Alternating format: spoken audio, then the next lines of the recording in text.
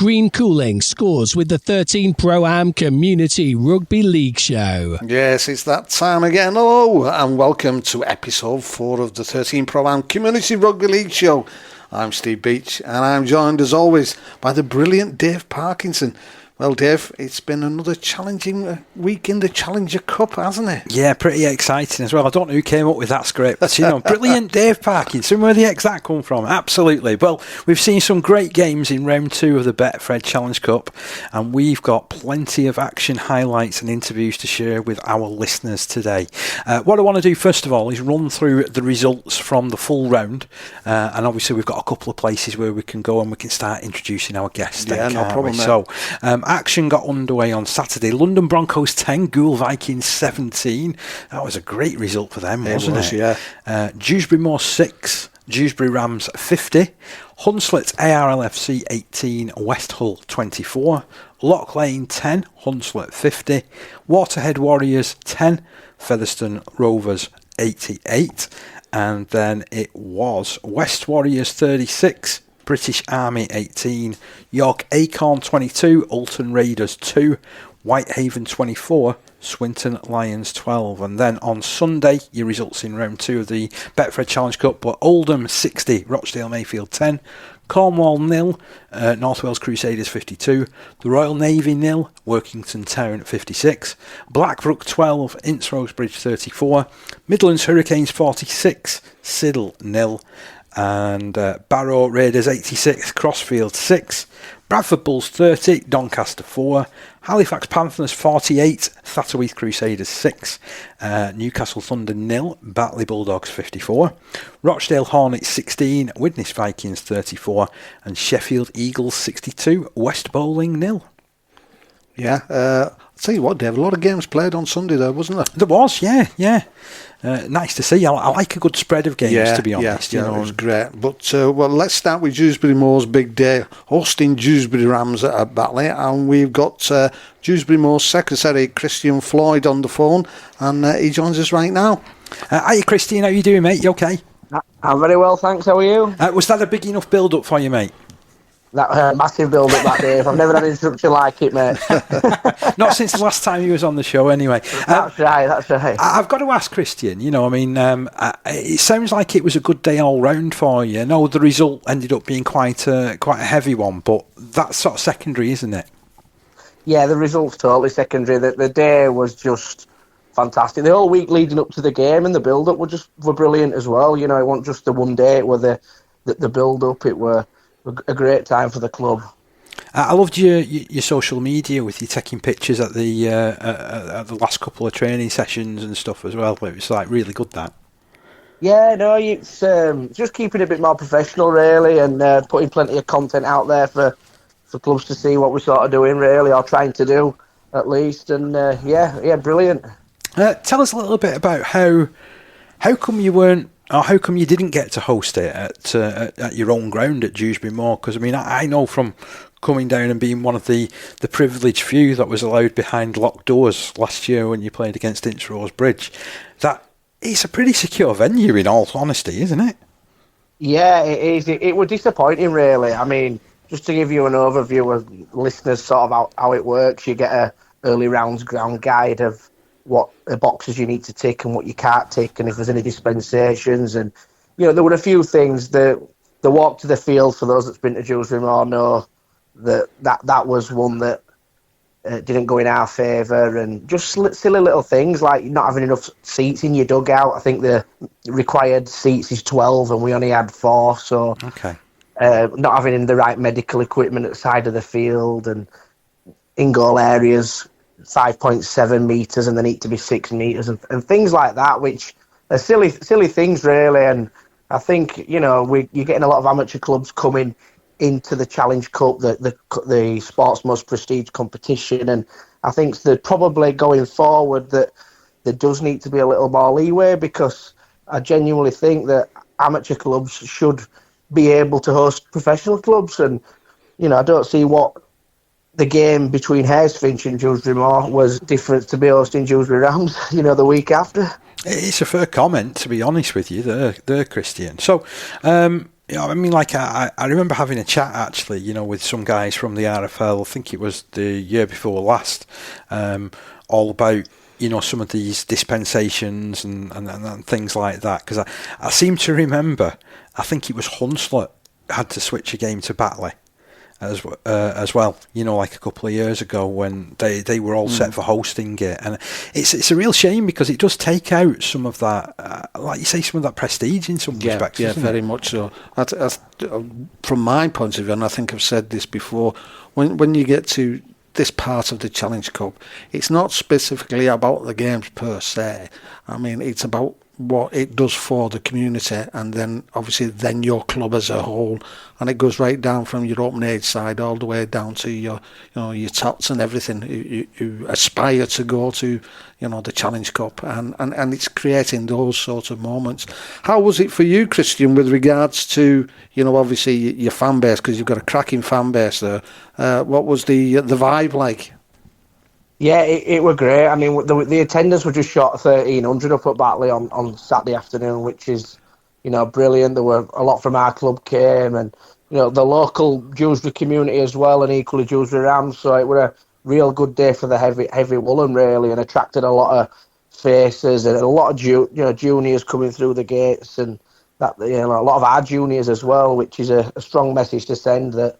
We want those guys to know that you can get to open age and have a real good crack at the Challenge Cup. And as well, like you can ask, because I mean, I know you've been fulsome in your praise of Batley and how they were able to host the event for you. But I noticed there was a couple of dissenting posts as well saying about why wasn't it held at Dewsbury. I was wondering, can you shed any light on that at all? Yeah, well, we sort of sat down and, we knew that we weren't going to be able to host it at Dewsbury Moor, so we met with Batley. We're our home fixture at the end of the day, so we were in the, control, and we sort of met with Dewsbury, and, they put their offer on the table, and we also met with Batley, and they give us their offer, and, we spoke to the players and the coaches, and thought, let's give it a crack ourselves, it's our home game, let's do it ourselves, and we were able to control the we did a golden gamble last time and programs and things like that, so that obviously added up in our favour, and we wanted to give it a go. We had a lot of volunteers willing to step up and put their hands up to help the club, so we thought let's take it up there and see what we can do. That's cracking, and it sounds like everybody's really come together there. And I know that you was very praiseworthy of the way that Batley hosted, and sort of they've obviously allowed you the leeway to also, because I mean, let's be honest. We're a cash poor sport in a lot of respects, aren't we, rugby league? So days like this, they're memorable, and they're a chance where, to be honest, community clubs should be making money, shouldn't they? That's totally right. Yeah, there's no money in the sport, and you've got to grab the the bull by the horns and the money when you can, because they don't come round often, and community clubs need the funding, as do the professional clubs. But every club probably needs a bit more money in the game, but that's just the way it is, unfortunately. And we were a really successful day for us, and we're really proud of how it went. Perhaps just for Steve's benefit, because I know you've been to a lot of games at Featherstone, haven't you? Oh yeah. And obviously they always roll the red carpet out with events and host lots and lots of games.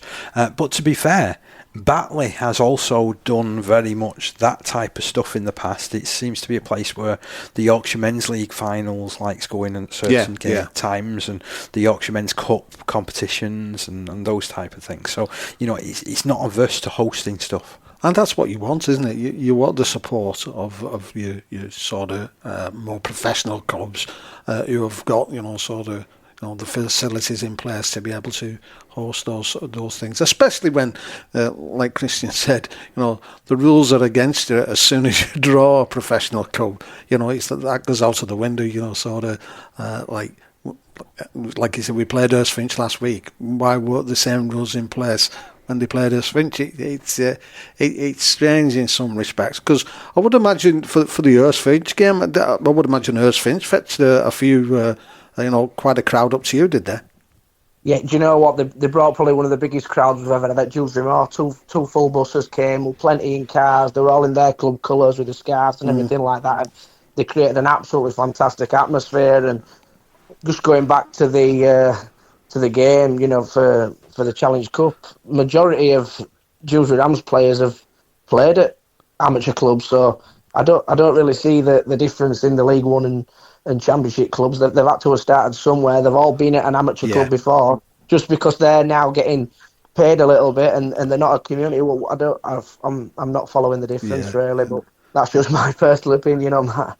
It's funny actually, because when I knew, this going back to your last round, when I knew you were drawn against Hurst Finch, because obviously being over this side of the Pennines, we've gone out and we've kept an eye on them quite a bit, and their club and the way they're flourishing, etc., and your club are very much similar in that respect. So when you were drawn in that, we both said to each other, that is going to be an interesting game for not just the actual match, but knowing that they would bring sort of quite a good clutch of supporters to you. And I'm sure if it was the other way around, it was at Hurst Finch, your club would have done exactly the same. So you're both on the same pathway, as it were, and sort of moving in the right direction. And speaking of directions, obviously you did very well at the end of last season. So how are things sort of warming up and ready for getting started in March? Yeah, we really ready for the challenge now. It's obviously a big step up for us, but the lads have committed to the team again, and said we're going to give it us all, and whatever happens. But we're confident we've got a strong enough team to certainly maintain a Premier Division slot, and hopefully if we can push for a playoff spot. But yeah, we'll see how it goes. And again, I'm sure you're going to have that same great support that we've just been talking about. Yeah, definitely. Yeah, we're backed by a strong following, and it'd be good to get to some new ground. We've never been this high up ever in the competition before, so we'll be looking to showcase our club and our fans to some of the top teams in the country at amateur level, and equally, welcome them with open arms to Dewsbury Moor once they get the return fixture. I mean, when we've spoken to you before, Christian, we've always said that your club in particular has been on this upward journey, hasn't it? And it's highlighted a lot of the hard work that yourself and a lot of other people have done with regards to sort of the facilities. I mean, that clubhouse is second to none now, isn't it? With the what you've had done there and everything involved. And I think, like you say, the chance to showcase yourselves in the Premier Division is like a tremendous thing. And I know, having spoken to a few of the clubs over here that haven't been to Dewsbury Moor, they're looking forward to sort of sampling your hospitality, shall we say? Yeah, no, everybody's welcome to come. It's that's the image we want to paint of the club. So yeah, we're just really looking forward to getting stuck into Premier Division life. No better start than the champions Hunslet down at home on the 8th of March. So we're looking forward to that. What will the rest of your sort of pre-season look like now? Obviously, I know you've had the Challenge Cup, and unlike some of the other teams who haven't been able to do contact training, that was one of the things that you could do, because you couldn't just go into a Challenge Cup campaign with no physical contact at all. What does the rest of that pre-season look like for you now? Have you got a couple of other friendlies to come in the next month? Yeah, we're hoping to have one more game before the start of the season, but no major biggie if we don't. We have picked up a couple of knocks and injuries in them couple of Challenge Cup games that we've had, so just more importantly getting the ball in hand and working our combinations and making sure that we prepare right that way. There's no better physical training than going up against a League One side, is there? So that's certainly worked in our favour, hopefully going into a tough season. Yeah, and to be fair as well, are you one of the clubs that has actually been invited down to Dewsbury Rams pre-season? Because I know that they've been sort of extending use of the training pitch, haven't they? Yeah, no, we went up to them before Christmas, but I think it's great what they're doing, inviting clubs down. I think Celtic's been, Lock Lane, I'm sure Cross will be up there at some point as well with Paul March. So what they're doing in that aspect, inviting community clubs down to train and to use their facilities and go against them, is welcomed by everybody. And I think over in Lancashire as well, I think Swinton have been doing it, and seen Lee Miners there and Oldham and Rochdale with Waterhead and things. So it's great that the clubs are actually recognising that and getting your local amateur clubs on board and training up there, because there's not many training facilities out there at the moment, for community clubs, the waterlogged fields and one thing and another. There's not many floodlit 4Gs, especially where we are. Football sort of takes priority with the 4G fields, so you're running around trying to find a training venue if you can. But it's great that league clubs are looking after community clubs like that. And Christian, if you got a big hope for the season, what would it be? Do you know, if we could get a playoff spot, it'd be absolutely remarkable. That'd be fantastic for us if we could get that playoff spot. But just to maintain a Premier Division status for the young boys that's coming through, so they're playing at the highest possible level that we can, would be absolutely fantastic. Oh, that's brilliant! That, and as I say, it's been such a pleasure to sort of follow the progress of the side, from afar, and to really get that sort of just desserts of the hard labour and work that has been put in there. It is, sometimes you do get what you put in, don't you? Absolutely, yeah. I'd say same message to everybody. There's no stronger heart than a heart of a volunteer, and if you get the right volunteers on board, your club will continue to do well and thrive. And yeah, absolutely great.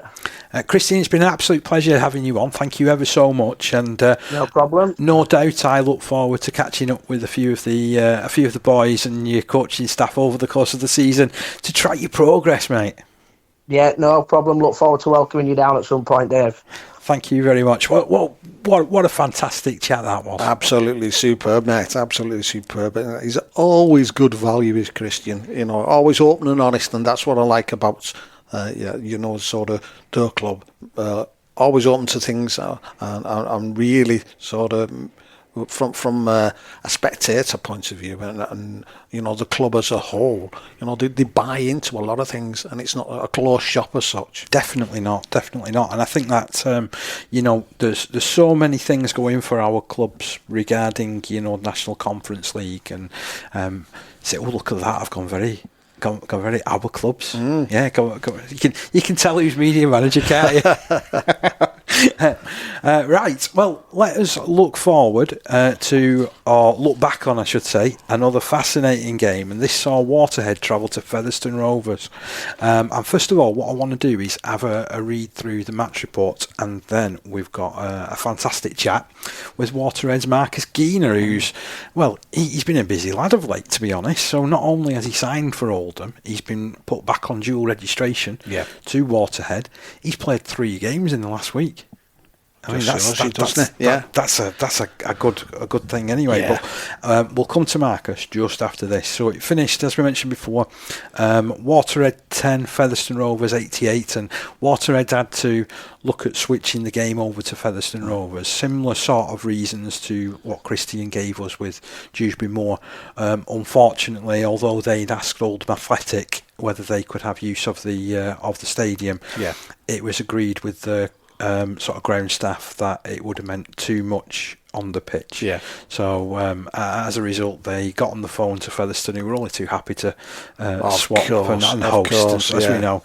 So Featherstone Rovers claim their spot in round 3 of the Betfred Challenge Cup with a 16-try win against plucky Waterhead Warriors, whose spirit was evident throughout.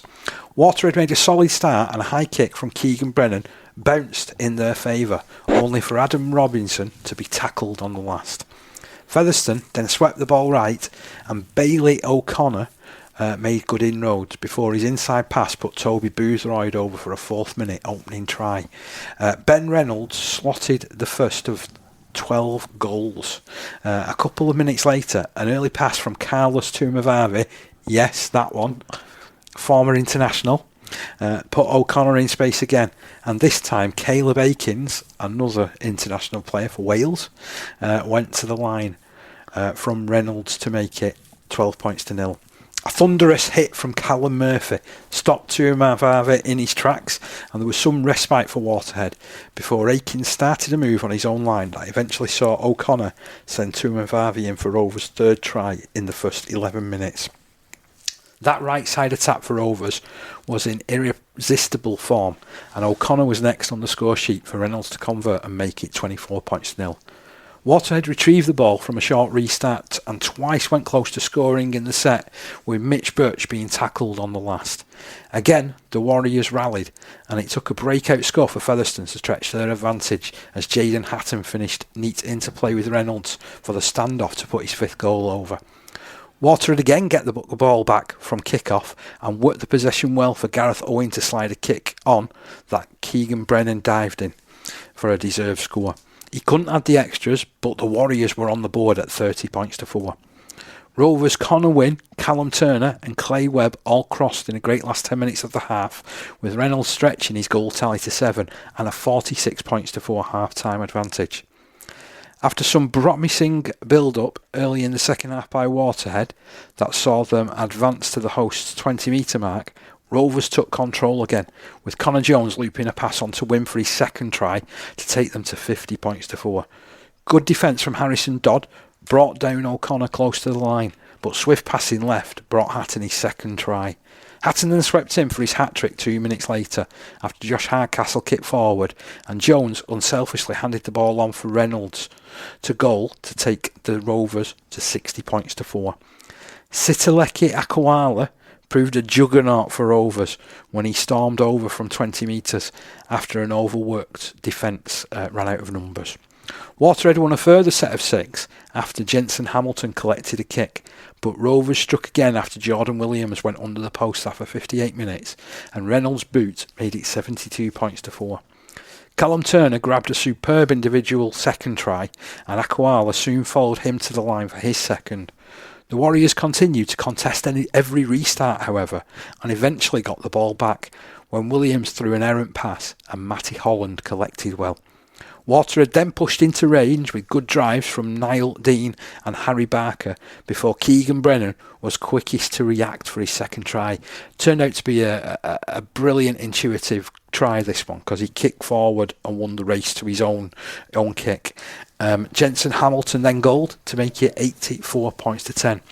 Valiant defence from Waterhead kept the hosts out as they rallied in the last 10 minutes, but there was a late chance for Connor Wynne, and he finished with his hat-trick and a 60-metre dash to the corner.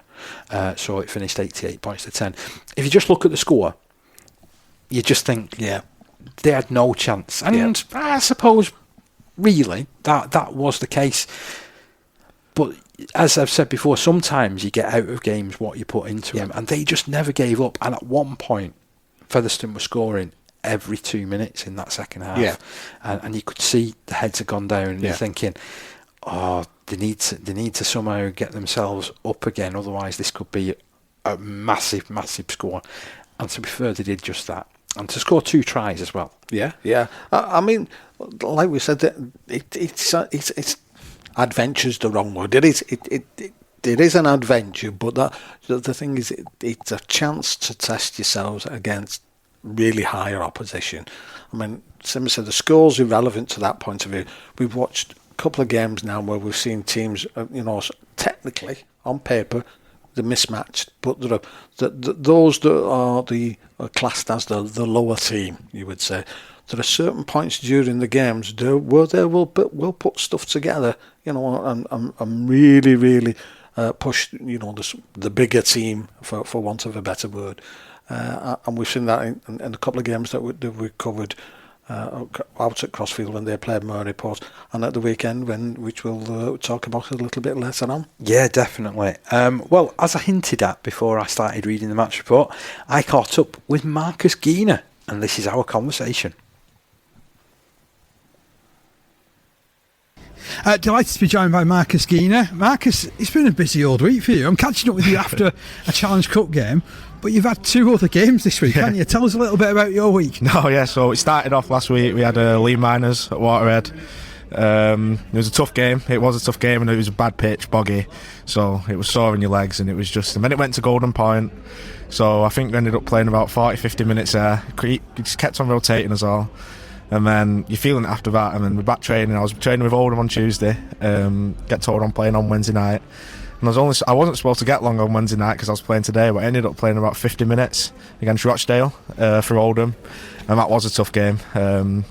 We were a good physical side, Rochdale, so that took it out here, and then before I know it again, I'm back out here, and I'm thinking, I might get a bit of a rest today. Then 10 minutes in, get an head knock.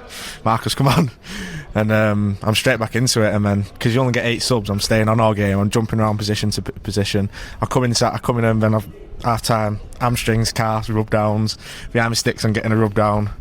Just to keep playing on, but no, it were good. I enjoyed it, and especially against the top championship side, it's good to test yourself, isn't it? And especially for us, it's something we'll never forget. Yeah, definitely. I mean, a lot of people look at that and they'll just say, 88-10, what's the point? Yeah. However, they weren't here, and they didn't see the spirit that your boys had. I mean, right from the start, you was there, and you. I think the key point is that they had Carlos Mavavi playing at centres, who's played internationally. Yeah. Up against you guys. Yeah, no, I think we saw the team sheet when we come in, but I don't think any of us were phased. It just made us all more buzzing to play, because we knew no one was expecting us to get anything from it.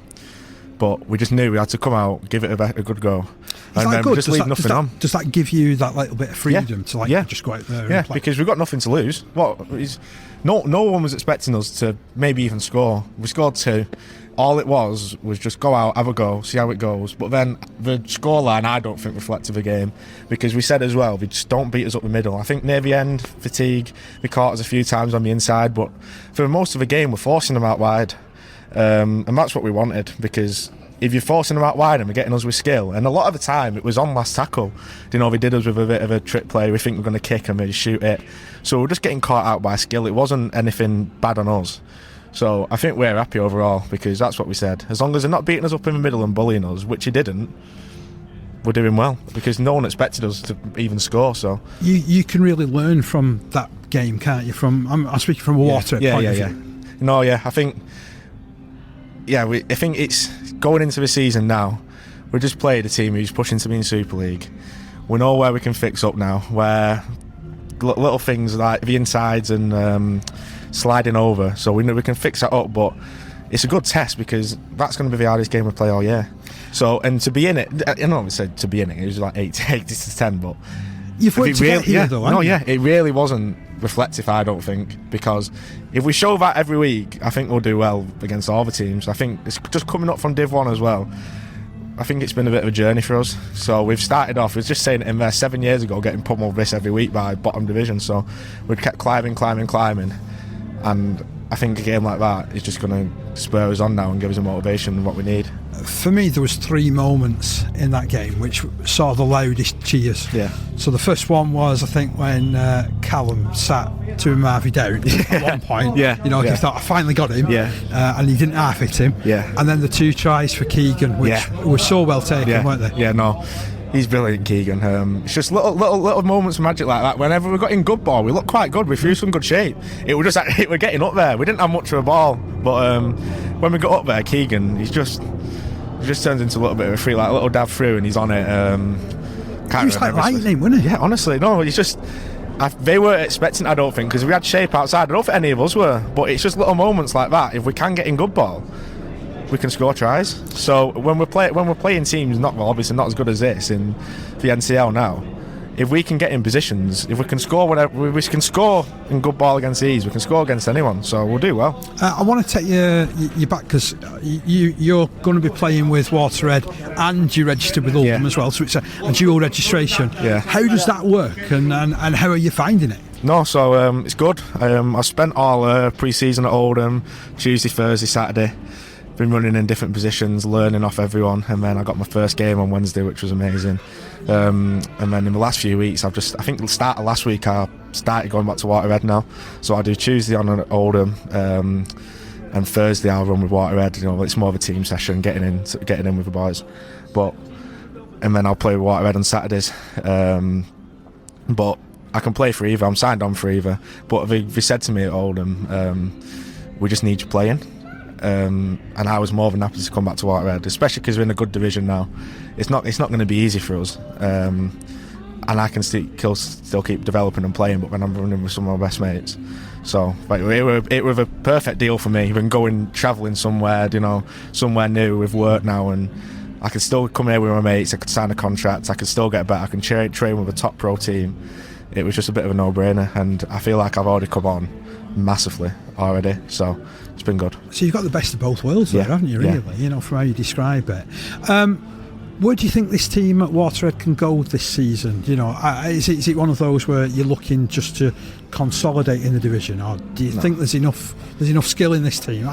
Personally, I think I'm answering the question here, you know, but I think there's enough skill in this team to be looking a bit higher up the division. I don't think any team should be going into it thinking, oh, we'll just survive, we'll take it game by game, you know, we'll try and stay up.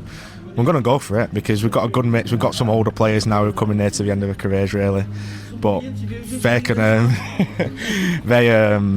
they still like Phil Joy. I mean, he's an absolute machine. It's just see whenever he comes off, he don't come off because he's knackered. It's just to pretty much give other lads a bit of game time. He's fuming. We're just waiting to go back on. So, but then we've got a mix of them, and we've got a good set of like Keegan, James, 23-year-olds.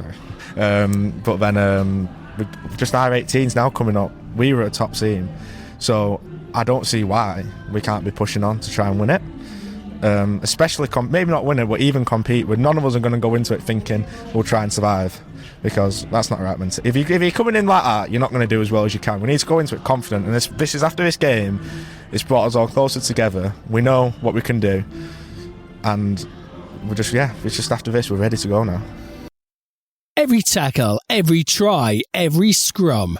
Green Cooling is proud to be part of the Community Rugby League family. So there is Marcus Geener. Really interesting to hear how that dual registration is going to work. Obviously, it was introduced last year, and it was more of a kind of like trial to see how it went. And I believe there was over 50 players. I was just going to ask you that at the park, that actually ended up going playing for National Conference League clubs over the course of the season. So, you know, it helped the National Conference League clubs out when they were short at certain points of the year. And it certainly helped a lot of those players as well to keep playing regularly. Yeah. And was it a case of, I don't know whether you know this or not, but was it a case of the players that went and played NCL, did the majority of them go back to clubs that they came from? Because I presume they can go to any club that wants them at the end of the day. They can do. You know, I mean, there's nothing. There's not a set rule that says you've got to go back to the club that you signed from. And I think some clubs took that or read it slightly differently last year, because they were only getting their own lads back. But you saw that there was a couple of lads who were playing for Thatto last year, who actually their junior club was Rochdale Mayfield, but they're with St Helens. So obviously Saints wanted to keep tabs on them. They've obviously got great relationships with Thatto Heath, and you know, they filled a couple of spots at difficult times for the club, you know, when they were missing players and a bit down on numbers. So, you know, for me, I do think it's I do think it's the best of both worlds for the players as well. And even if they're getting to the stage where they're not going to be kept on by the professional clubs, there's almost like an olive branch held out by a community club saying, come and join us, you're welcome. And that's happened in a couple of cases that I know of, you know, with lads going back to the community clubs. I think there's a lad at Hensingham who, you know, was with Workington, who's now gone back to Hensingham for the season now. You know, and that's fantastic. That's what you want. We want to keep people involved in our sport. We've said it so many times, time and time again. There's a real drop off. We discussed this at the beginning of the last season, because when you were coming in, we were over the moon with it, because it was meaning those players were going to be coming back. You know, in the sense of there's always that pathway they're back. I mean, there always was. Don't get me wrong, wasn't there? In the sense of if you didn't make it, clubs would welcome them back with open arms. There's no ifs and buts. And to be fair, it doesn't mean that you don't make it either, because there's also been cases of lads that have gone back playing community who have been snapped up again professionally just a season or two later. There's a lad playing for Workington at the moment, Kieran Walker, who came through at Seaton. Really did well in the first couple of years that they were a National Conference League club, went playing professionally, then has come back to Seaton in the hour of need when they were really struggling last season. He's gone back into the pro ranks this season. So, you know, it doesn't mean that it all has to come to an end. There's always somebody somewhere watching and looking for players. Yeah, and like Marcus said there in that interview, it's a case of, they wanted him playing. That, the fact that you're not playing for your professional side is not the ultimate. It means if the time comes that you were needed to play, you've got to be sort of up to speed, as it were. And if that means having to run out with your club that you've grown up with, I mean, that's a lot easier for you, isn't it? Because you know the guys who were there, you've got mates there, you know the club, you're more comfortable. To be honest, and I don't want to sound disparaging to anybody here, but you're going to put more effort in if you play for your own club in that sort of sense. I mean, I'm not saying you wouldn't do if you were playing for somebody else, but I suppose there's always that chance. You know what I mean? Because you know, if you don't put the effort in when you go back to play with your mates, you know you're going to get some steak, are you, at the end of the day? But yeah, that was a cracking interview, I must say, Parker. Yeah, I enjoyed the company there of Marcus, and best of luck for the season, young man. Yeah, and of course we have our featured game, which was Ince Rose Bridge taking on Blackbrook, and let's hear the audio highlights from that match. Me and Parky managed to get down there, and it was a bit of a dismal day with regards to the weather. Now it's Reece Cunningham picking up the metres in midfield, 15 metres out from the line. Robbie Valentine at dummy half, wide pass right, back ball behind, then it's intricate play out amongst the back line now, lovely hands, and it's great pass out to that side, and it's going to be the first try of the game for Callum Hughes. Mason Fillingham involved, so too was Reece Bushell. It was a really, really intricate piece of play, that. So it was Parker. Callum Hughes scores the first try of the game, and it comes a really early part of the game, just about three and a half minutes. 3.5 minutes, yeah. Forward in by Kyle Malone, promising young back rower Kyle Malone. Quick play the ball as well. Valentine pops it out to Cunningham. Cunningham gets the offload going. Oh, it's dummied. They're going close. Ball comes wide. They've got space out there. Fillingham feeding it wide. They're in for a second try. Kieran Murphy ducking his way over the line. But that was all from the back of an offload which came in from Reece Cunningham. He's having a storming start to the game. He's Cunningham. Here's Morrison, fresh off the bench, trucking his way forward, and he's put down ever so close to the line. 8-0 in favour of Ince Rose Bridge so far. Ball worked out right again. Peter Valentine through hands, and he's going to dive in. I thought for a second that Kyle Malone was going to pass it out to the back line, but he decided that he'd take the contact, managed to work his way, squirm his way almost through the tackle, and it's Kyle Malone who scores the third try of the game. On the 16 minutes mark. Martin just over that halfway line. Highland awaits dummy half duties.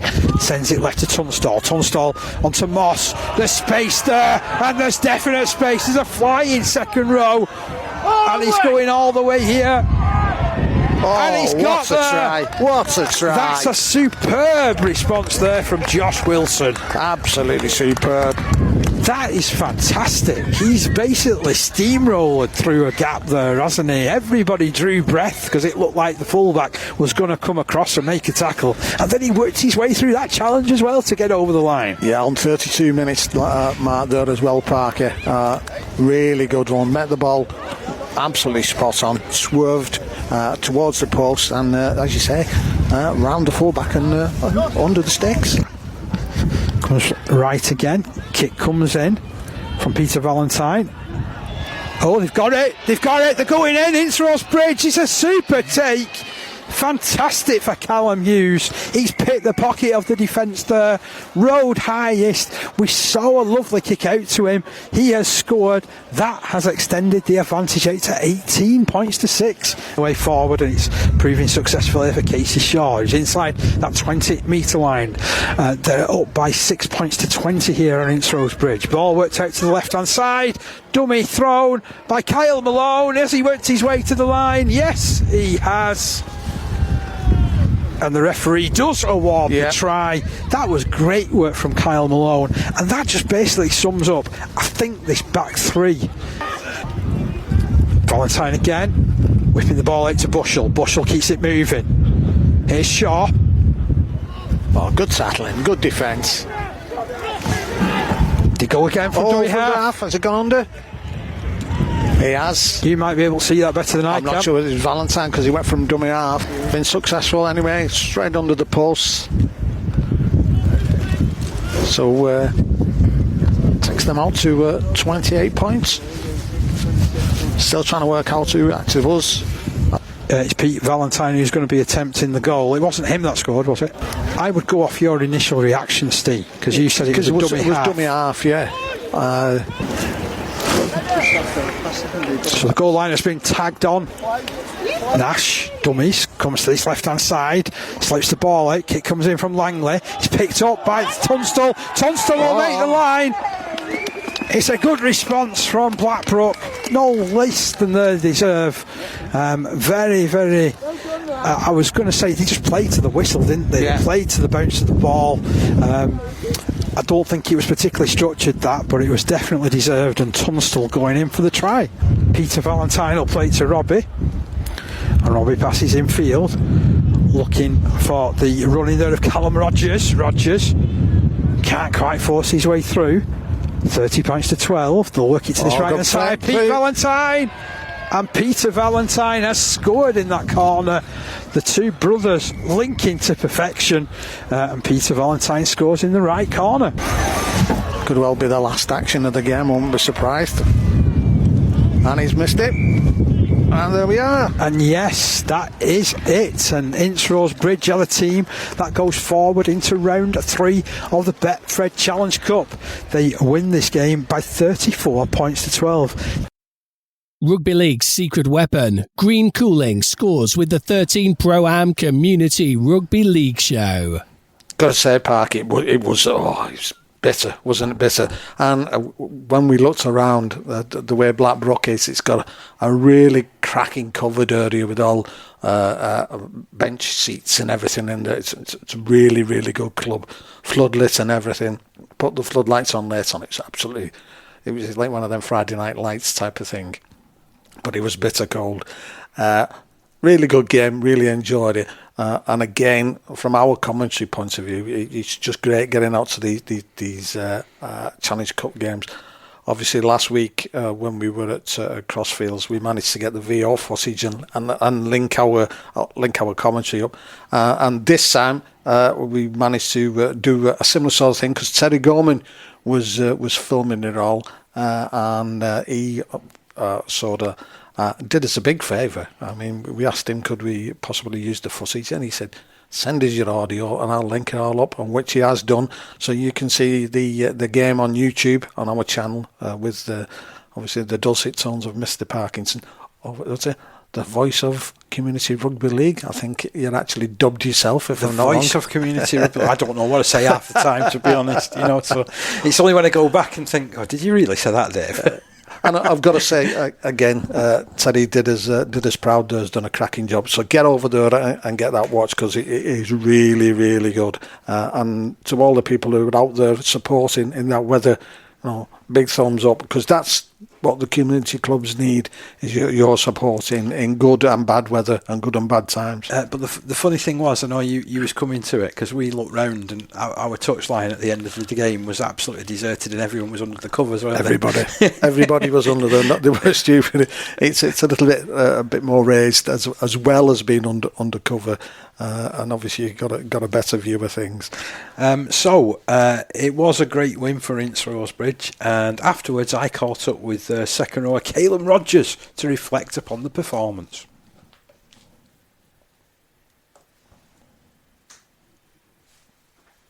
Okay, joined by Kallem Rodgers. Yeah. Kallem, great win today. Yeah, definitely. What were your thoughts on the game? To be honest, we all spoke before the game. We all speaking a couple of it when we knew we were playing. We just said go in hard and fast first 20 minutes, set the tempo, then just build from there, really. And to be fair, I mean, difficult conditions, but you made it count because you had to win that first half, didn't you? Yeah, definitely.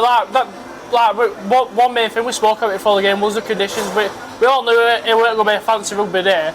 We even said if the pitch is shit, take 5 tackles, kick it, just simple rugby, just win the game any means necessary. And to be fair, you got that kicking game really going well in first half, didn't you? Yeah, definitely. I think a lot of the kicks were pinpoint, and obviously I think we can probably complete 90% of the sets, which is really good. It's a really good positive for us. You know what I noticed, because I came down to one of your training sessions just before Christmas, yeah. And a lot of the defensive drills that you was working on in that session, you were tested on those, weren't you, today? Yeah, definitely. A big part of our pre-season was make sure there's always going to be 3 lads in and trying to drive them back. And I think today in some parts we did that well. But obviously we're still only 2 weeks out in pre-season, so there's always going to be kinks, and I think game by game we're going to build on it. And I've just got to ask as well, so as you say, it's a really early stage in pre-season. What does the rest of your pre-season kind of look like? I think all we can do is really build on from the first 2 games we played. Obviously played Longars last week and Blackbrook this week. So I think we can only build on them, and it's really helped having 2 new coaches. Obviously it's a fresh set of eyes on the team, and it's bringing a lot of positives into the team. Has that been good with what they've brought to training and stuff? Yeah, definitely. Like I say, it's been the same like last 3 or 4 years, and it just helps having a set of fresh eyes on it. Like everyone's got their own opinions, and everyone's opinions are getting accounted for and getting brought into the sessions, which is good. You had a really good season last year. Just coming up short, and arguably, had you had a couple more players available, you would have won that final. What are you hoping for this year? Well, obviously last year we got to the final and we just fell short of Dewsbury by, I think it was 6 points for promotion. So hopefully our main aim for the season is automatic promotion. You think that's possible with the? I definitely think it's possible. Like it's not just me. Every single lad I've said, the tempo has just been different all pre-season. The last 2 games, everything's just been picked up by 100%. That's really encouraging, that, isn't it? Yeah, definitely.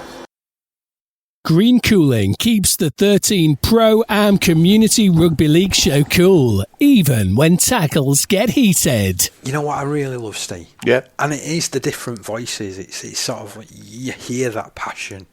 You know how much that this means. And there was a real sense of they've achieved something there in Ince Rose Bridge with the way that they played over this last couple of games. And obviously they've got new coaching staff or returning coaching staff back at the club. And that really does seem to be kicking them onto a different level. Yeah, I think, well, we covered the final between Ince Rose Bridge and Dewsbury there or the playoff at Featherstone. And it was a cracking match, really cracking match. And it's 2 teams there who obviously, when you're talking to Christian there earlier on, it's a team that's on the up. Ince Rose Bridge I think just stuttered a little bit, that's all. And I'm sure this season they're going to be, sort of back on their horse and riding high again. It again sort of whets our appetite for what's coming up in Division 1 of the National Conference, doesn't it? So that was a dramatic game.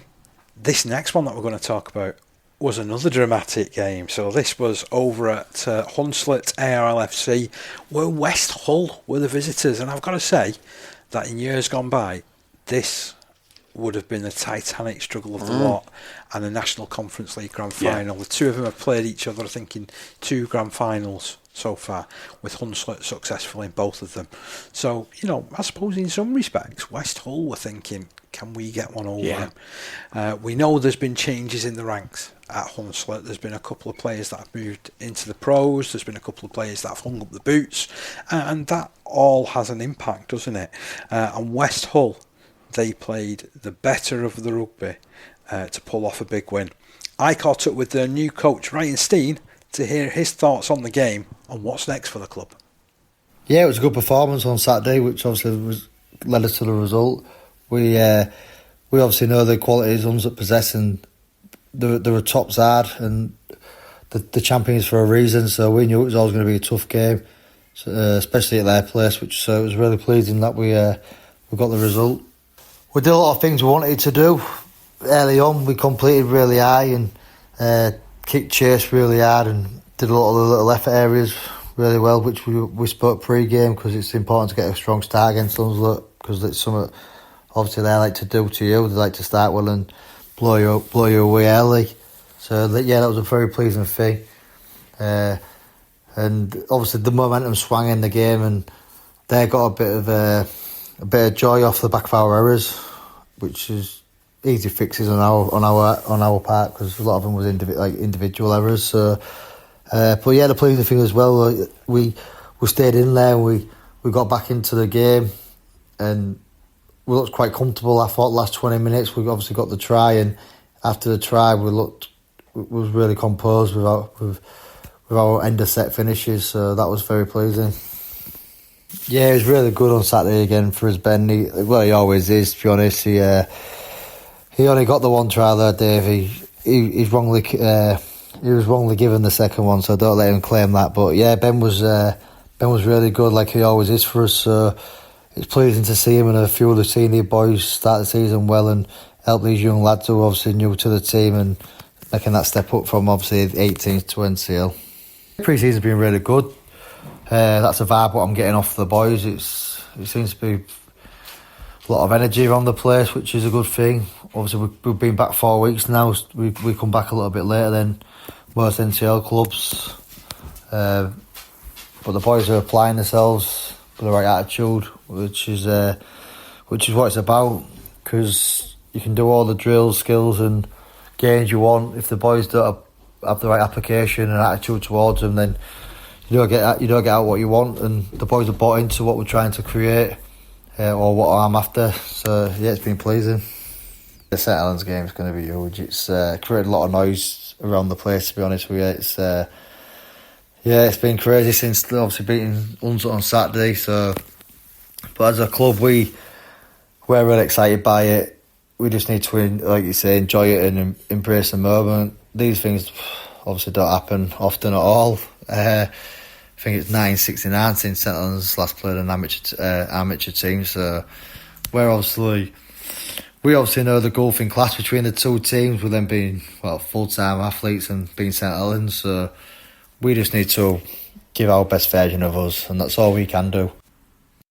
13 Pro-Am Community Rugby League Show, discussing the greatest game at all grassroots levels. How superb was that? Yeah, absolutely spot on. I mean, that's exactly what we would like from most coaches week in and week out, if possible. Because I know you've had a word with a couple of the guys asking, can they do a few either voice notes, etc. Just so we can answer the flavour, so we know what the game was like. Because we say time and time again, we can try our best to, sort of bring you the write-ups and everything like that.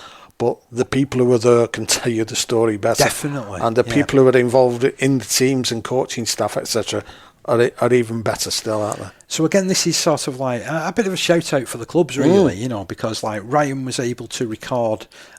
Basically, I came up with about 4 or 5 questions, sort of how I could see the conversation kind of flowing, and I asked those questions in text messages, and then Ryan went away and he recorded those answers, and then all I've done is I've just stitched all the answers together, and it's come out as something much better than I could have ever envisaged that as a starting point. So I can only thank Ryan, for taking the time to do that. And I agree there, Parky. But this is, as you said, this is what we want. So this is, I want to talk about the game. I want to talk about the games more than most, to be honest, in the National Conference League this season.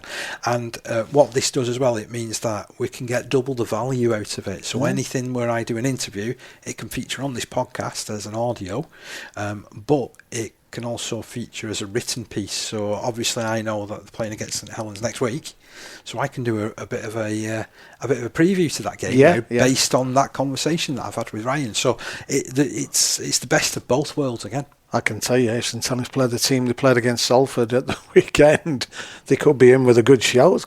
Good Ryan Steen side. So let's run through what the Challenge Cup looks like as it stands at the moment. There is one game to come this weekend, which is between Keighley and York Knights.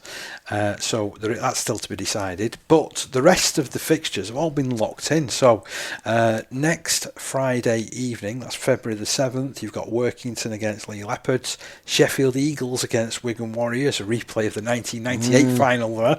We all know what happened in that one. I was a happy man that afternoon. Then you've got Keighley Cougars or York taking on Hull Kingston Rovers. we have got kick-off time still to be decided and the venue there as well, obviously. West's Warriors have switched their game to Leeds Rhinos. This is on the Saturday. York Acorn are at home to Hull FC, but this game being played on neutral venue. Guess where? It's got to be Hull KR. Featherstone. Featherstone? Yes, it is. They're in Featherstone. Yeah. Goole Vikings have switched their game against Wakefield to be played over in Wakefield. Whitehaven host Warrington Wolves. Then on Sunday, you've got Bradford against Castleford, Batley against Dewsbury Rams, Featherstone Rovers hosting Ince Rose Bridge. Yep. So there's a bit of a magic weekend going on there at Featherstone. Yeah. You could go on the Saturday, support York Acorn and Hull. Go on the Sunday, support Featherstone Rovers and Ince Rose Bridge. Brilliant. Midlands Hurricanes are at home against the financially stricken at the moment Salford Red Devils. You've got North Wales Crusaders hosting Widnes Vikings. Oldham at home to Barrow Raiders. Hunslet at home to Huddersfield Giants. And Halifax taking on Catalans Dragons. So plenty to look forward to. There's your Challenge Cup.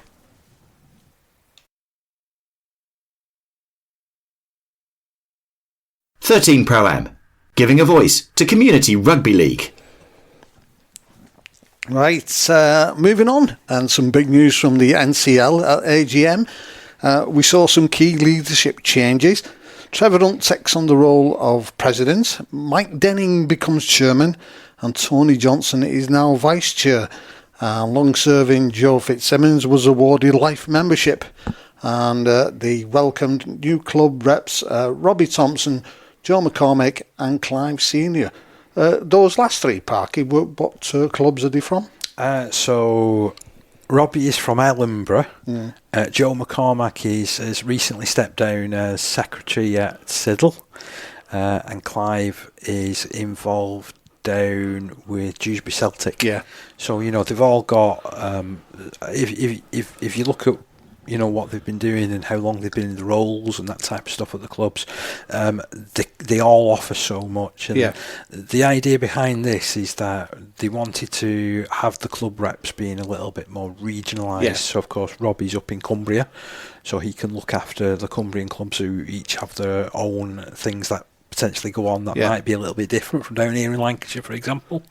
And Joe and Clive, they can together cover all of Yorkshire and Hull as well, to be fair. So that was the thinking behind regionalising the club reps. And then there's Simon Howe, who was an existing club rep, who is involved at Rochdale Mayfield. So it's quite well covered, to be fair. Yeah. And I think we spoke about this before, isn't it? It's when you look, as much as it's a national conference. I mean, people think, well, hang on, it's an M62 corridor, but it's not. It's a lot bigger than that. Certainly when you're pushing Cumbria in there at the end of the day, because it's huge, Cumbria. And I mean, as much as they've not got a massive amount of teams in the NCL as such, I mean, they have got a lot of clubs up there, because when we've covered Carlet in the past, we know how many teams there are there. And then there's all the clubs around Barrow as well, isn't there? As well, which I know some would argue that the old 1974 boundary changes, sort of put Barrow into Cumbria, but. For this purpose, there are clubs up there as well, isn't there? So, I applaud this decision as well. I think that it is something that could help, highlight certain issues perhaps sooner. Yeah. And obviously, all these guys, they're all either still involved at the clubs, or they've recently finished involvement, so they've got the fingers on the pulse. Yeah, and that's what you want. That's what you need at the end of the day. And I would have thought, are these guys who have been involved before at all, or are they, fresh blood, for want of a phrase? The brand new to the committee, these guys, which is tremendous. Really, really good. Yeah. And while we're talking National Conference League, I had a chance to speak with Disciplinary Chair Billy Dillon, and he shared some great insights about the improving disciplinary record in the league. Cases have dropped significantly from over 200 pre-COVID to just 111 last year. Let's hear from him. So, Billy, we've just had the AGM, and there's been some really, really positive news about the reduction in the disciplinary cases for the past 3 years. Do you want to take us a little bit through perhaps where they stood and where they are now? Yeah, I can do that. Originally, so this is pre-COVID, pre-2020.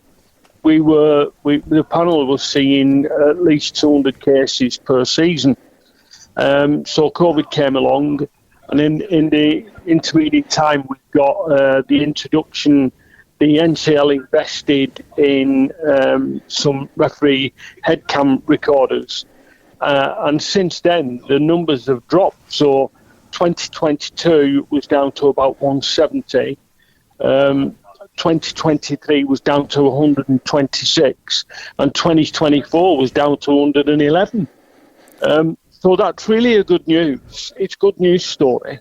And what it particularly does is, for the panels that are seeing these cases, if the referee has got the head cam and they send it in, it can absolutely prove that a particular player has done the offence, or it can go the other way, but it can prove innocence. So this year, 111 cases, we've had 9 cases that have been proven to be, they've either been not guilty or there's not enough evidence to say that the player was guilty. So it works both ways. It doesn't just penalise players that are doing things wrong. It can also prove that a player didn't actually commit the offence. I mean, what this also shows as well is that the teams are improving discipline-wise, and you might point to the fact that there's a lot more video evidence that is potentially available now, to disciplinary panels and what have you. But I think overall it's a really improving picture, that, isn't it? Oh, it's brilliant, yeah. What we're trying to do at the minute is we're trying to get cases in fairly quickly.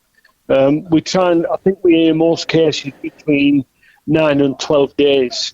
So we do more sittings, but there's less numbers coming in, so we can get them done virtually on a weekly basis. And how did that used to work, sort of back in the days pre-COVID, how did that used to work? Even up to 2022, what we used to do was the cases had come in.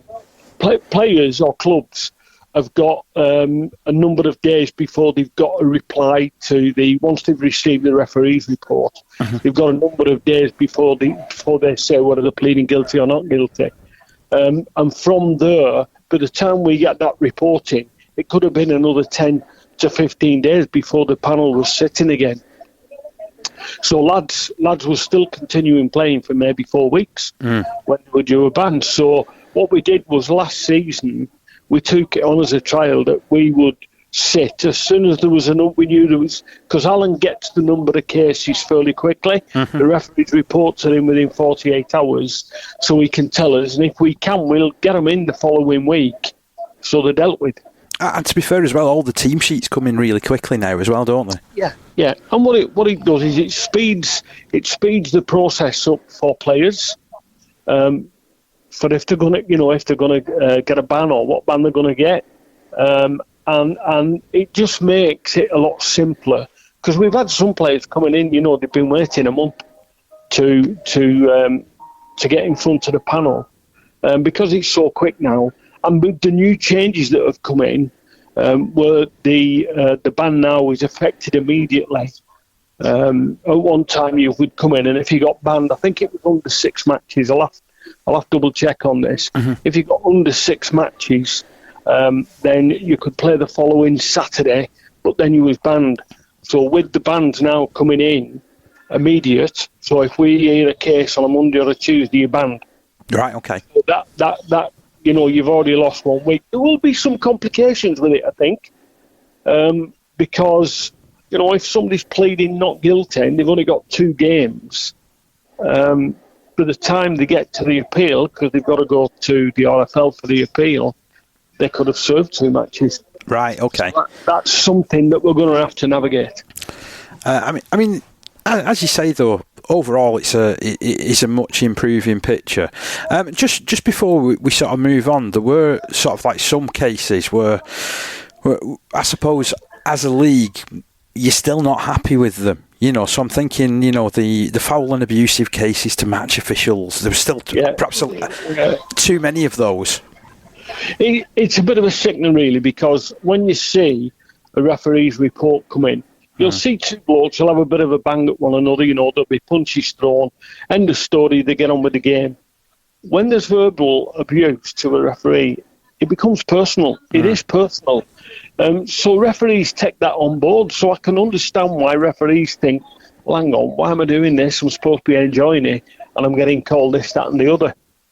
So it's a personal thing. And when they walk off the pitch, it doesn't end for referees, though. Although they go in and enjoy the company of most of the players, it still doesn't end for the referee because he's been slated and called whatever they've called him. So that is an area of the game. And I think I said tonight, it looks like a small number. 12. We had 12 cases through last season. Doesn't seem a great deal. But multiply that by, if you take into account that you've got the Cumbrian leagues, you've got North West Men's, you've got Yorkshire Men's, you've got the NCL, you've got the Humberside leagues. If each league was just getting 10, you're looking at 100 referees a year that are getting abused, and they don't need it. No, definitely not. They're not there to be abused. All they're there to do, it's like an administrator. They're there to administer the rules of the game, and some people just take umbrage. Some they just have massive brain explosions, I think, and because something's gone wrong, they blame the referee. They don't turn to their own players and have a go at their own players. They go to the referee. It's the referee's fault.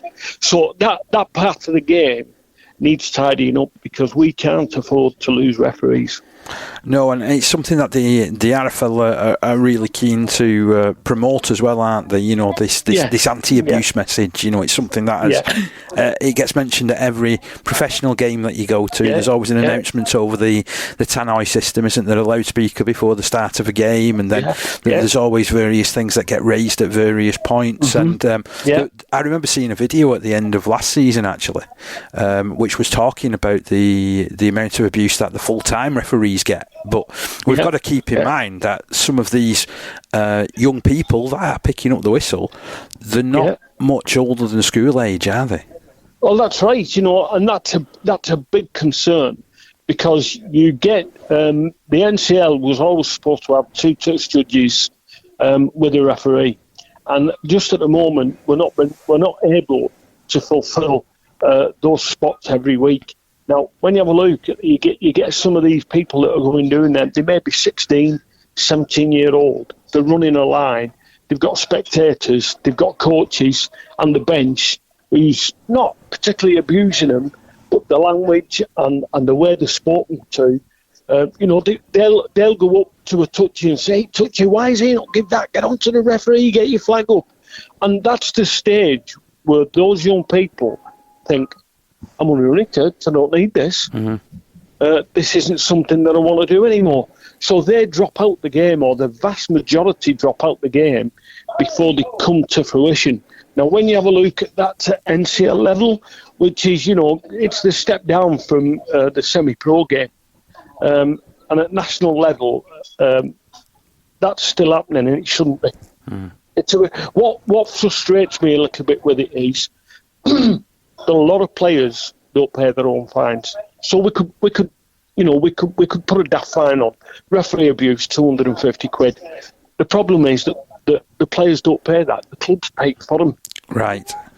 So the clubs are complicit with the abuse because if they pay the fine for, and it doesn't matter what the fine is these days, but if they pay the fine for the player that is abusing match officials, whether it be touch judges or referees, then the player might get a 4-match ban, but it's not costing him anything in his pocket. And that's when it starts getting to people, well, hang on, this is costing me money.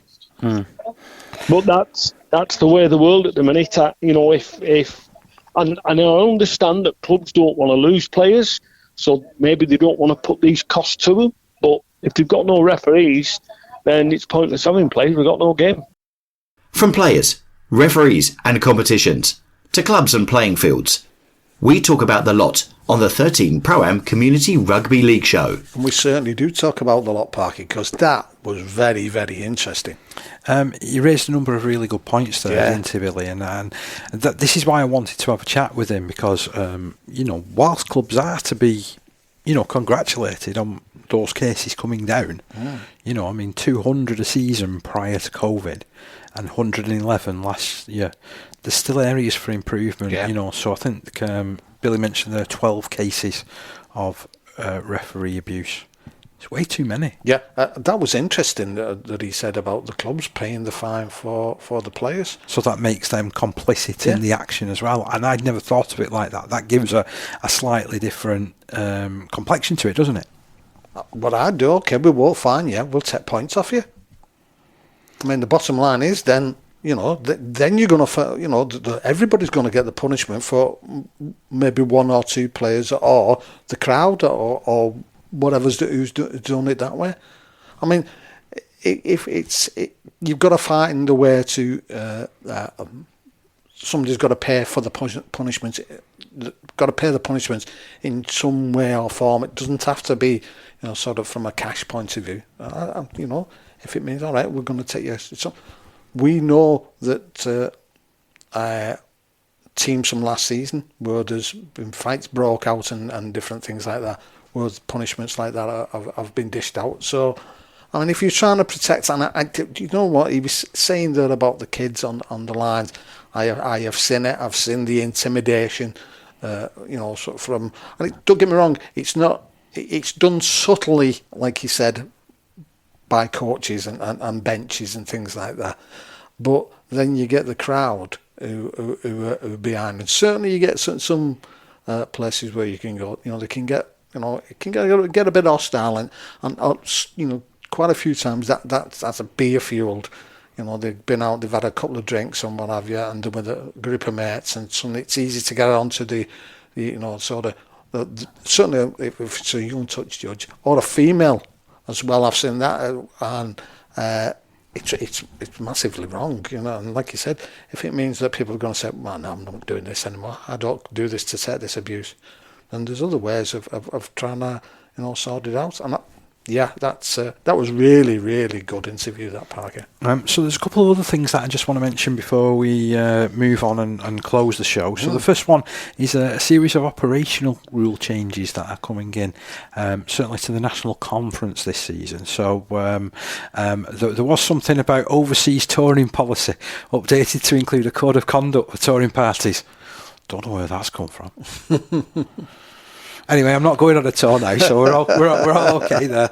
And then there was a reminder sent out to clubs about the age that players can play adult rugby league, because we hear it a lot when I speak to players now. A lot of the players that have made their debuts were 15 or 16, and that's too young now, according to the rules that the RFL have put out there. So to play adult, I'll read exactly what it says on the presentation which came out and was delivered to National Conference League clubs. So to play adult rugby league, a player cannot start playing in matches until either the earliest of the following occurrences. So A, they've reached their 17th birthday, or B, be recognised as a true age under 17 player and are only permitted to play from March in a season. So that's something that the Rugby League is going to be looking at and perhaps even clamping down further. I know there's been a couple of incidents in the Barlow leagues where there's been players who were younger who have got in the team and been selected. And they shouldn't have played, and this has been set up as well as part of a protection. Yeah. I mean, we talk about protecting players from head injuries and things like that. I mean, obviously, youngsters are not fully developed in that respect, and can be susceptible to head injuries and sort of the the vagaries of some of our older players. Interestingly enough, when we heard from Billy Dillon before, and he was telling us from a disciplinary point of view, there's a couple of points on that score as well. So the suspensions policy has been had an amendment in that a suspension will commence with immediate effect. You heard Billy talk about in the past. It was, like you could play a game and then the suspension came into effect. Yeah. But from when you give them that, you're banned. Yeah.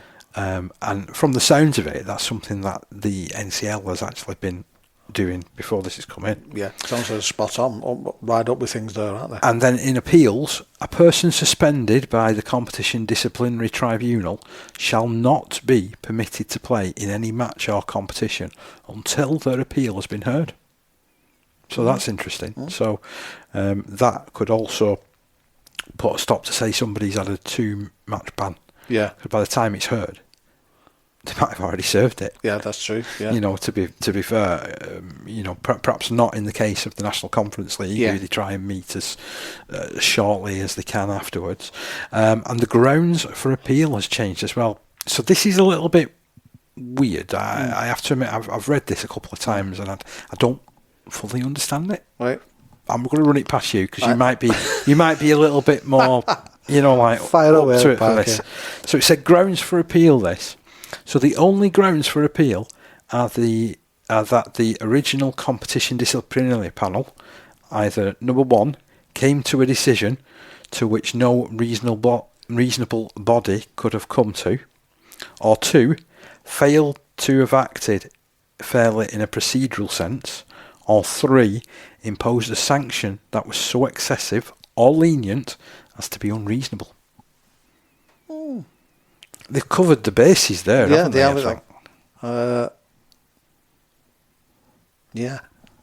It's an interesting one. It's definitely an interesting one. Yeah. Also, as well, on the. Are you going to have an appeal if you think you've got something that's too lenient, though? Is anybody going to appeal if they think no, something too lenient? It's going to be like, you just take it and run, won't you, really, to be fair? There is a section about registered volunteers as well. So I know that on the game day system, which everybody fills in, basically only registered volunteers and people registered in the club should be able to go on the touchline. Yeah. Okay, and they should be named on the team sheet. And there should only be 10 of them. Yeah, in total. Yeah, I think I've seen some of the names on when we're looking at the sheets at the game of the weekend. Licensed coaches have got to ensure that their coaching credentials are up to date. You've got to be a level 2 coach to coach in the National Conference League. Club welfare officer has to make sure that safeguarding responsibilities are fully in place. First aiders are qualified personnel who have also done the head injury assessments and sections that the training and the protocols. And then also as well, you've got to have an appointed game day manager who will oversee match day operations seamlessly. So as a game day manager, I had this for my last couple of seasons at Lee East actually. So your idea was that you monitored everything. So you met the referees and touch judges when they got to the ground.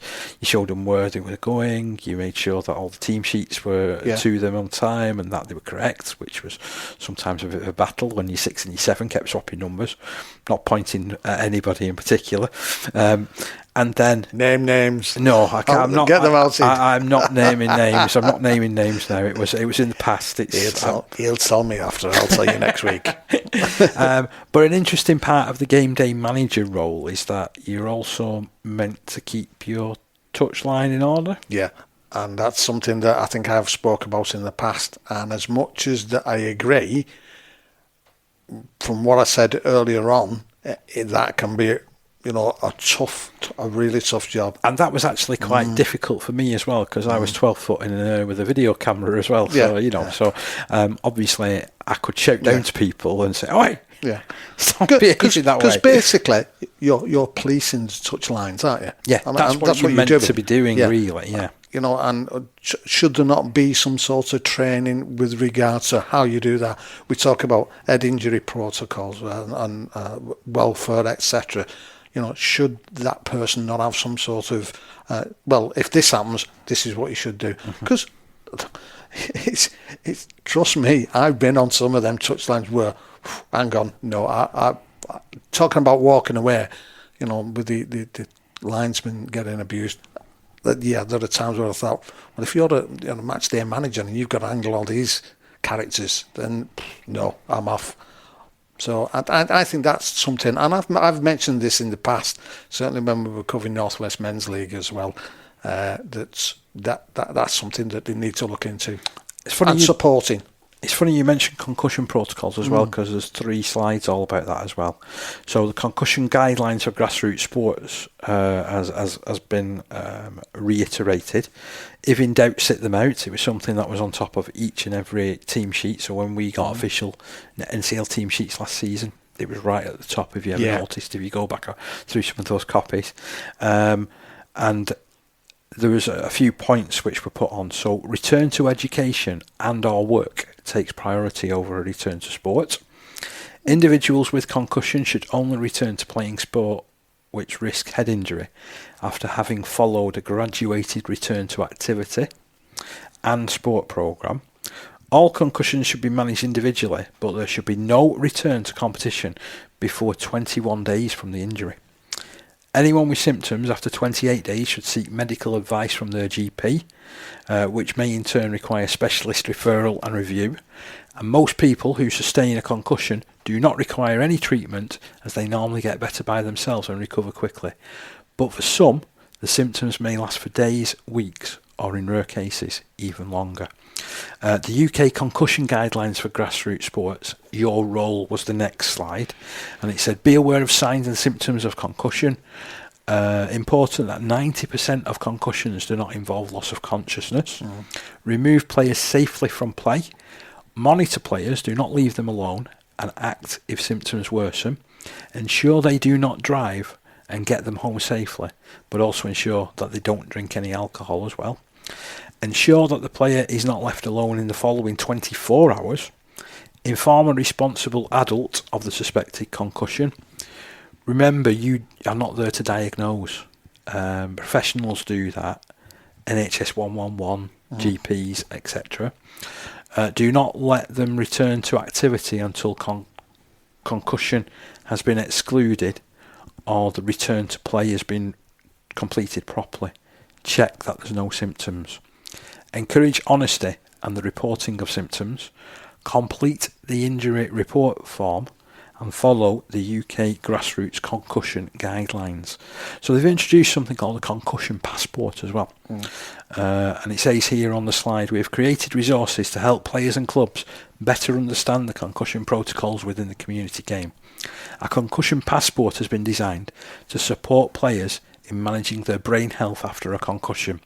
It ensures sufficient recovery time in alignment with Sport Recreational Alliance and the Rugby Football League protocols. The document provides detailed guidance on the steps to follow following a head injury, including recognising any additional symptoms, reporting the injury, confirming a head assessment, and following the graduated return to activity table. And they have in this presentation actually included a copy of a concussion passport that people could look at. So, for me, this is the Rugby League passing on the responsibilities, isn't it? And living up to the responsibilities as a governing body and saying, look, this is how we want you to treat it. Yeah, and that's massively important. It's up to the club to take that on board and grasp it. And like it says, you've got to be open and honest about these types of things. Because there will be people or players that will turn around and say, I'm fine. I'm fine. I'm okay. And it's so easy then to say, they are okay, and brush it off. And the bottom line, if anything happens to that player, then both the player will feel physically unwell, or from a health point of view, but the person who didn't, sort of report it or keep an eye on, how are they going to feel at the end of the day as well? And at risk of getting even heavier, we've got a heavy end to show as well, haven't we, unfortunately? So we created last week the social media spotlight with the idea of highlighting some of the positives and some of the great stories that our clubs are doing out there in the wider community and what have you. But sometimes the stories that flash up on Facebook that just make your blood boil. And one of these came from Wigan St Jude's. Yeah. And to be honest, this is not an unusual thing. No, ironically, no, we have spoken about this before. Yeah. But basically, they've had a spate of quad bikes which have run loose. They've run amok on their pitches. They've caused absolute bedlam. I'm looking at the pictures, and some of the damage, that has been caused here, and it's horrendous. Yeah. It's absolutely crazy. I think there was a club last year or the year before where they'd been on with motorbikes, and whether they were the cross, and they'd been on with a car as well. Yeah. And you think, what, for want of a pun, what drives these people to do this at the end of the day? Because what do they get out of it? Because okay, they may get a bit of a thrill doing it, but the amount of things that it does with regards to stopping people enjoying the sport, and not just one or two, there's a hell of a lot. So they're down there at Jude's and other clubs as well. Because again, as I've said time and time again, it's not just very few clubs just have one team. There are myriads of ages that will use that pitch. This is the second time in a couple of years that this has happened at St Jude's as well, which is horrendous. And there's so much going for that club. Yeah, it is in the heart of its community. Do these people not realise that they are doing this for the community? It's absolutely the club is there for the community. That's right. And we, it's the most important word that we use in our vocabulary on this show. It's community. Why would you do that? To jeopardise your community? Why would you do it? Is it a jealousy thing? I don't know. It's we would love to know about it. I'll tell you that. I'll tell you what. I bet if they could catch whoever did and have them in a tackling training session against some of those forwards that St Jude's have, people would soon know about it, wouldn't they? Yeah. One thing that events like this does do, though, to flip it and finish on a positive, is some of the support that is out there. So I noticed that Egremont were one of the first clubs to offer their support and say, if there's anything they can do, and Wigan St Pat's as well, which I was really encouraged about. And that's it, isn't it? With the clubs, ironically, you get the clubs themselves are so close, yet they're so far away. In that sort of respect, you've got Pats who are on the doorsteps of Jude's to a certain extent, and you get Egremont who are hundreds of miles away, but are still willing to do whatever they can. And that's the lead and bread to this sport, isn't it? And like you've just said, it's all about community, and I just can't understand it. But yeah, big raps to the guys there who sort of offered help to Jude's. Let us know your thoughts as well, because we do love to hear them. We're all over Facebook. 13 Pro Am RL page is the one that you need to be following. We're all over Twitter as well. 13 Pro Am RL is what you need to be putting in your browsers, isn't it? 13 Pro Am. You remember all these really well. Just put 13 Pro Am, you'll find us. You will find us. Yeah, you will find us. That many 13 Pro Ams. I just try and keep tabs on them. That's all it is, to be honest. We do appreciate all of your comments and all of your thoughts, and obviously we are looking to push this wider once again, aren't we? We've gone on Spotify. Yeah, we're out on Spotify, we're out on iTunes, and of course we're on YouTube. We're not only the podcast, and don't forget any matches that we can cover, sort of audio-wise, are on there. And obviously the new thing that we're trying is obviously if we can get the footage, that will be out on there. And currently, what I'd say is get over, have a look at what we're doing over there, and if you've got any suggestions that we can opt to, sort of make this show, not just this show, but the 13 Pro Am as a whole better, drop us a line, and we'll certainly try and take on board what you're saying. That wraps up another fantastic episode. A big thanks to all our guests this week, and of course to you, our listeners, for tuning in. Yeah, and don't forget, follow us, as Dave said, on all our social media platforms. Subscribe to the podcast. Join us next week for more action and insights for the world of Community Rugby League. And until then, take care and enjoy your rugby. Every tackle, every try, every scrum. Green Cooling is proud to be part of the Community Rugby League family.